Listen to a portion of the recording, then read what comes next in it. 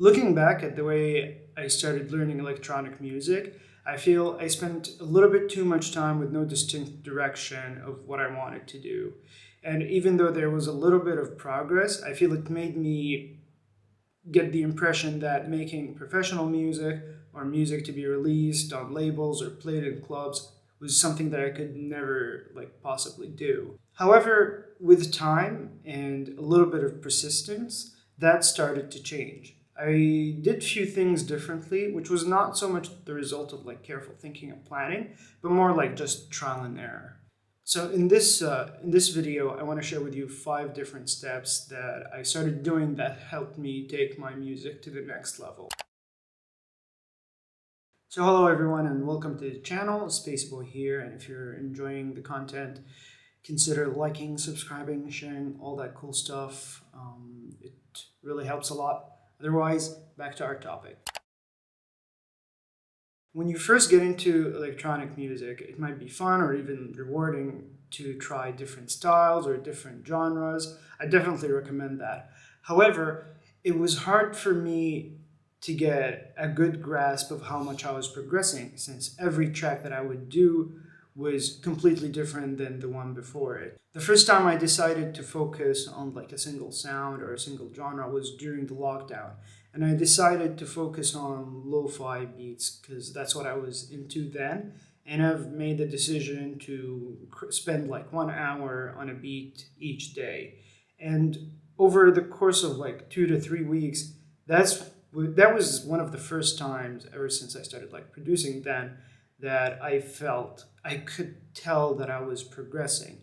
I could tell my mixing was getting better, my sound selection was getting better, even the samples that I was stumbling on somehow were getting better. With music production, I think it's hard to feel that you are learning in the moment, day to day.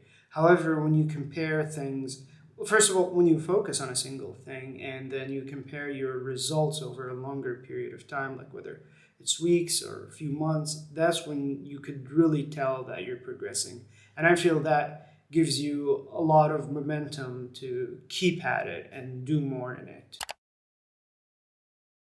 Once I decided to focus on a specific style or direction, which was house music and minimal to be specific, I stumbled on one of the producers that I like on Instagram and noticed that they were doing a one-to-one sessions. So I immediately signed up for it, and in these sessions we went over his tracks, we went over the way he starts a production, different techniques. We also did a lot of feedback sessions on tracks that I did. This was absolutely important as it helped me understand where my tracks were falling short. It also helped me pinpoint specific areas of improvement and different weaknesses in my production. After a few sessions, and which were over a couple of months, my production level, I feel, was much, much better. I even got to the point where I released my first 2 tracks from one of my personal favorite labels. Even though obviously there was a lot of luck with that, I think it was no way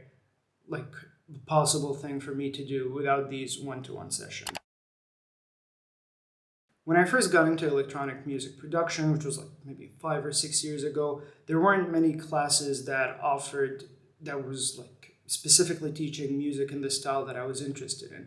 There were some that was teaching dance or house music, but I felt it was a little bit more on the generic side. It didn't really entice me, even though I believe looking back that I would have definitely benefited a lot from it. But I think since I was just starting and the price to me was a little bit more expensive than I would have been able to afford, at least then, I did not sign up for any of those. YouTube had also a lot of good stuff on it. However, over time, as much as I was trying to watch, I feel my learning was starting to slow. Overall, I feel the content that is freely available is really good for the basic and the early intermediate stuff. Basically just good enough to get your foot in the door and maybe a little bit some. However, after that, at least for me personally, I felt my progress was starting to plateau. After that, I stumbled on platforms like SynthoHub and Studio Orbit, and that's where I feel my level of learning started picking up again. These are not the only two options available, and I think there are now, when I go and look at different producers who are offering these services, there are so many of them that they can like cover multiple specific styles. And to me, that content, even though it has like not a cheap price tag attached to it, it made me cut so much time, and I feel like it's actually genuinely really beneficial. Plus, many of them give you access to tutors. You have like communities like Discord or Facebook, which put you in the same like with people in the same boat as you are, who are like on a similar level as you, who are interested in the same thing as you, so you can help each other. I think it's just a very positive environment that fosters like good learning.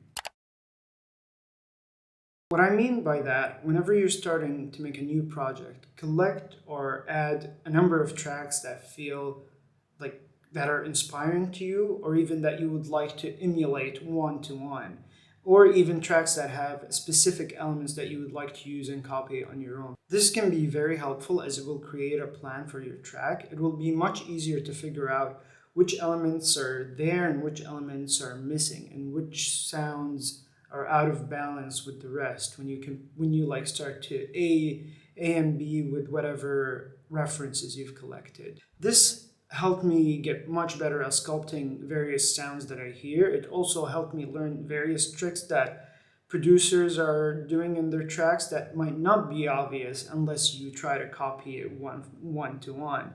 And when it comes to mixing, it would always give me like really good insight to how to balance the different elements in my track when comparing it to the tracks that I'm referencing.